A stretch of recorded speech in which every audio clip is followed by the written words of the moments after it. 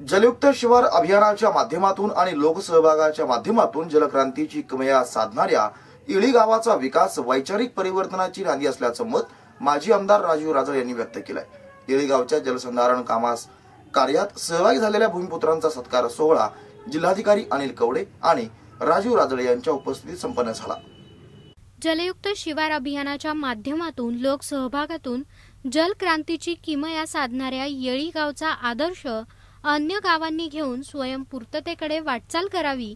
लोकसहभागातून होणारा विकास गावातील वैचारिक परिवर्तनाची नांदी ठरते, असे मत माजी आमदार राजीव राजळे यांनी व्यक्त केलंय। म्हणून आपण प्रत्येक गावात गेल्यानंतर आम्हा पुढाऱ्यांपुढे आम्हा अधिकाऱ्यांपुढे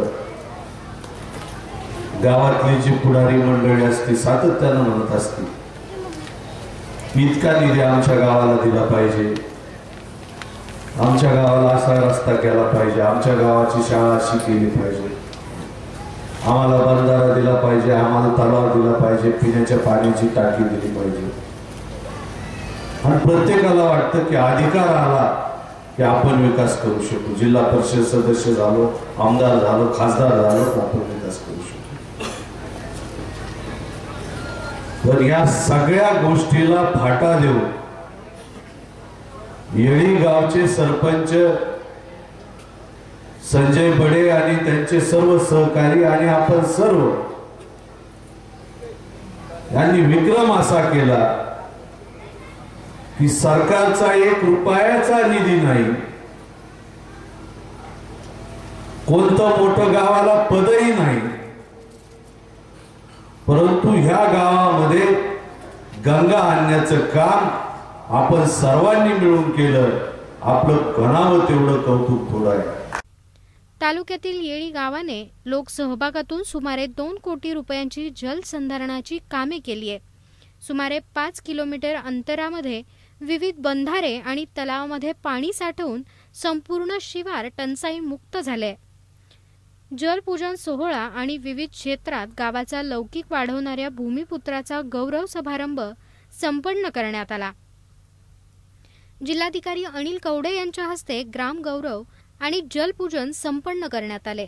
यावेळी प्रमुख पाहुणे म्हणून जिल्हा कृषी अधिकारी भाऊसाहेब बराटे, प्रांताधिकारी प्रशांत खेडेकर, नायब तहसीलदार जाई कोंडे, येळेश्वर संस्थानचे मठाधिपती रामगिरी महाराज, पंचायत समितीचे सभापती संभाजी पालवे, भाजपचे तालुकाध्यक्ष माणिक खेडकर, माजी जिल्हा परिषद सदस्य सोमनाथ खेडकर, माजी सभापती काकासाहेब शिंदे, पंचायत समिती सदस्य देविदास खेडकर आदी मान्यवर उपस्थित होते। मान्यवरांची मिरवणूक सजवलेल्या बैलगाडीतून ढोल, लेझीम आणि बँड पथकासह सवाद्य काढण्यात आली। अनेक वर्षानंतर भेटलेल्या ग्रामस्थांचा स्नेहमेळा या निमित्ताने खूपच रंगून घराघरात आनंदी वातावरण तयार झाले। राज्याला प्राथमिक शिक्षक पुरवणारे गाव अशी येळी गावची पूर्वीची ओळख आता त्यामध्ये जलक्रांती साधलेले गाव म्हणून नव्याने भर पडल्याचा उल्लेख सर्वच वक्त्यांनी केला। लोकसहभागातून मोठी जलक्रांती झालीय। येळेगावचा आदर्श दुसऱ्या गावांनी घ्यावा। सरकारचा 1ही रुपया न घेता ग्रामस्थांनी लोकसहभागातून स्वखर्चाने कामे केली आहेत। पाथर्डी तालुका हा दुष्काळी तालुका।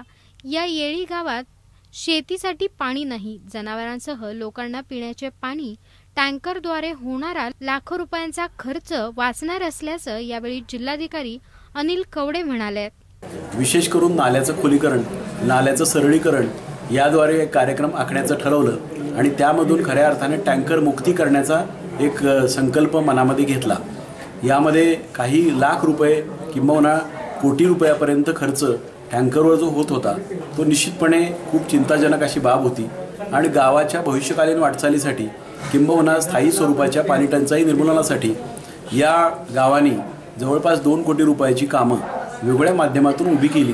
किंबहुना शासनाची मदत न घेता ही कामं स्वयंस्फूर्तीने उभं करण्यासाठी गावकऱ्यांना प्रेरित केलं, तयार केलं।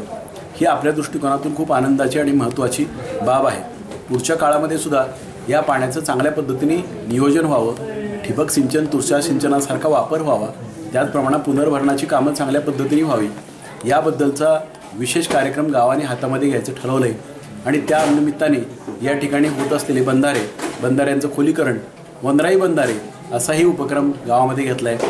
खरं तर मागच्या काही दिवसांपासून किंवा वर्षापासून जास्त कालावधीमध्ये आपण जलसंधारणाच्या कामावर जलयुक्त शिवार अभियानच्या माध्यमातून भर देत आहोत. जिल्ह्यामध्ये मागच्या वर्षी 279 गावं होती, आता ही 268 गावं त्यामध्ये आपण समाविष्ट केलेली आहेत. या सर्व गावांमध्ये माथा ते पायथा या जलसंधारणाच्या ॲक्टिव्हिटीज होत असताना, उपचार होत असताना त्या ठिकाणी आपल्याला मोठ्या प्रमाणामध्ये हे आता पडलेलं पावसाचं पाणी अडवण्याच्या दृष्टिकोनातून गॅबियन बंधारे, वनराई बंधारे आपण बांधावेत अशी ही महत्त्वाची अपेक्षा आपण केलेली आहे. जिल्ह्यामध्ये 5000वर वनराई बंधारे व्हावेत या दृष्टिकोनातून आपलं कृषी खातं, पंचायत समिती आणि अर्थातच सर्व लोकांचा एकत्रित सहभाग, श्रमसंस्कार, श्रमदान या माध्यमातून ही कामं जर खऱ्या अर्थानं उभी राहिली तर आपल्याला पुढच्या काळामध्ये पाणी टिकवण्यामध्ये किंबहुना पाण्याची पातळी टिकवण्यामध्ये, विहिरींना आणि जलाशयांना सगळ्या ठिकाणी पाणी राहण्यामध्ये आणि त्याद्वारे पुढच्या कालावधीमध्ये पिकांच्या आणि पाण्याच्या योग्य नियोजनातून शेतीची आणि परिसराची समृद्धी आपल्याला वाढवणं शक्य आहे. त्या दृष्टिकोनातून येळी गावाने केलेले प्रयत्न स्तुत्य आहेत. किंबहुना याचं अनुकरण अनेक गावामध्ये व्हावं अशी ही आपली भूमिका आणि भावना आहे. यावेळी येळीतील विविध पदांवर कार्यरत असलेल्या अधिकाऱ्यांचा ग्रामभूषण पुरस्कार देऊन सत्कार करण्यात आला. यामध्ये पुणे जिल्हा परिषदचे उपमुख्य कार्यकारी अधिकारी सत्यजित बडे, जिल्हा शिक्षणाधिकारी वैशाली शेळके, सहाय्यक विक्रीकर आयुक्त उज्ज्वला पालवे, डॉक्टर सुनील जाधव, शिक्षा भारती अवॉर्ड प्राप्त दत्ता बडे, इंजिनियर शिवाजीराव ढोले, प्रधानमंत्री ग्राम सडकचे SD कुलकर्णी, गट शिक्षणाधिकारी शिवाजी कराड, विस्तार अधिकारी रामनाथ कराड, अशोकराव ढोले, फौजदार विठ्ठल बडे, उपनिरीक्षक विठ्ठल बडे, राजेंद्र जायभाय, तेजस मगर, अक्षय ढोले, अनंत कराड, सुप्रिया आणि सुशील बडे यांचा सत्कार करण्यात आला.